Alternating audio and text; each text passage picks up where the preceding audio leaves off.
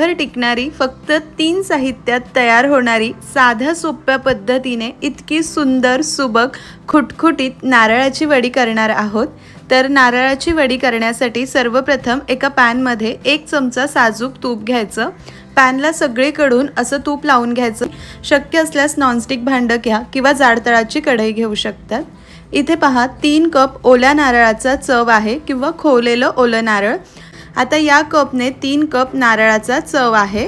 तुमच्याकडे जर साहित्य मोजण्यासाठी कप नसेल तर घरातली एखादी वाटी वापरू शकतात। कप मध्ये नारळ भरताना हलक्या हाताने दाबून भरायचं, खूप दाबूनही नाही आणि खूप वरचेवर सुद्धा नाही। तर हा 3 कप खोवलेला ओला नारळ पॅन मध्ये काढून घ्यायचा आहे। आता गॅस मध्यम करायचा। मध्यम ते मोठ्या आचेवर सतत मिक्स करत हे नारळ 3 ते 4 मिनिटं आपल्याला मस्त परतून घ्यायचंय। परतून घेतल्याने नारळातलं मॉइश्चर कमी होतं आणि नंतर वडीचं मिश्रण सुद्धा लवकर तयार होतं। इथे पाहू शकतात 3 ते 4 मिनिटं नारळ मस्त परतून घेतला। आता साखर घालायची। 3 कप खोवलेलं ओलं नारळ होतं तर बरोबर 1.25 कप इतकी साखर घालायची आहे। साखर घातली, व्यवस्थित मिक्स करून घ्यायचं। शक्य होईल तितकं साखरेचं प्रमाण मी इथे कमी करण्याचा प्रयत्न केलाय, पण 3 कप ओल्या नारळासाठी 1.25 कप साखर घालणं गरजेचं आहे, तरच वडीला छान बाइंडिंग येतं। साखर घालून मिक्स केलं। आता यामध्ये 1/2 कप म्हणजेच 1/4 कप इतकं दूध घालायचंय। तुमच्याकडे साय असेल तर तुम्ही दुधावरची साय सुद्धा घालू शकतात। आता हे संपूर्ण छान मिसळत मध्यम ते मोठ्या आचेवर या मिश्रणाचा छान गोळा होईपर्यंत आपल्याला शिजवायचंय। शेवटी मी तुम्हाला सांगणारच आहे मला एकूण किती वेळ लागला वगैरे। फक्त इथे एका गोष्टीची काळजी घ्यायची, गॅस मध्यम ते मोठा ठेवायचा आणि सतत मिसळत राहायचं, असंच सोडून द्यायचं नाही। तर साखर आणि दूध घातल्यानंतर 2-3 मिनिटं झाले। साखर संपूर्ण विरघळलेली आहे। हे मिश्रण आता लपलपीत झाल्यासारखं तुम्हाला दिसत असेल। आता आपल्याला इथून पुढे याला व्यवस्थित मध्यम ते मोठ्या आचेवर शिजवायचंय, चांगला गोळा होईपर्यंत। इथे मी सतत मिक्स करत या पद्धतीने शिजवूनच घेत आहे। सुरुवातीपासून 7 ते 8 मिनिटं झालेले आहे आणि हे मिश्रण हलकं शिजायला लागलंय।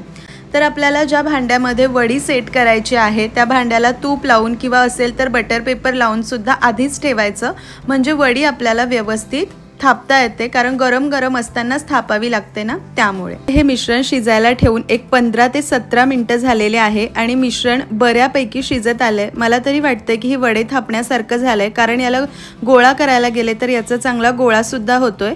तर ही चेक करण्यासाठी ताटामध्ये आपण थोडंसं मिश्रण काढायचं, त्याला गार करायला बाजूला ठेवायचं आणि लो फ्लेमवर हे मिश्रण परततच राहायचं, याला असंच सोडून द्यायचं नाही।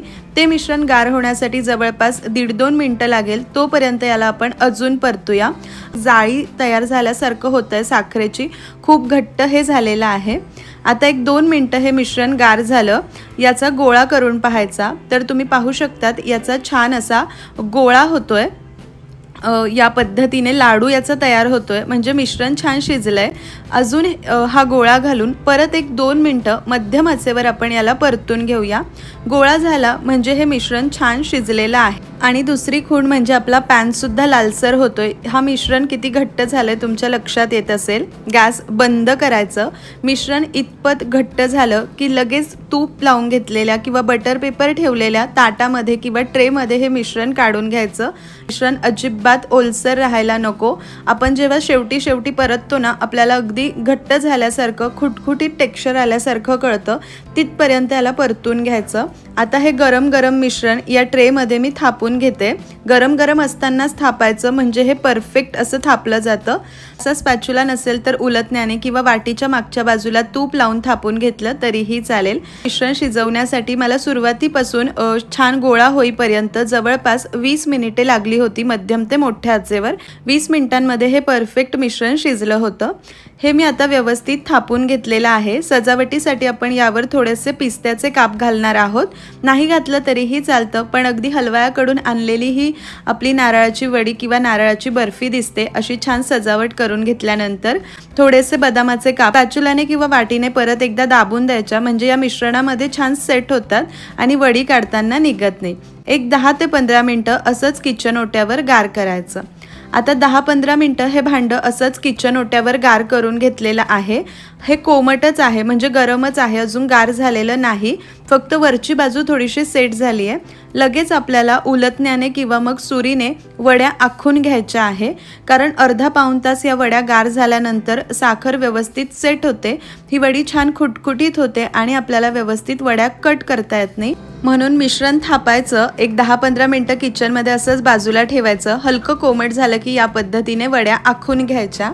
छान अशा वड्या मी आखून घेतलाय। आता अर्धा पाऊण तास हा ट्रे गार करून घेते।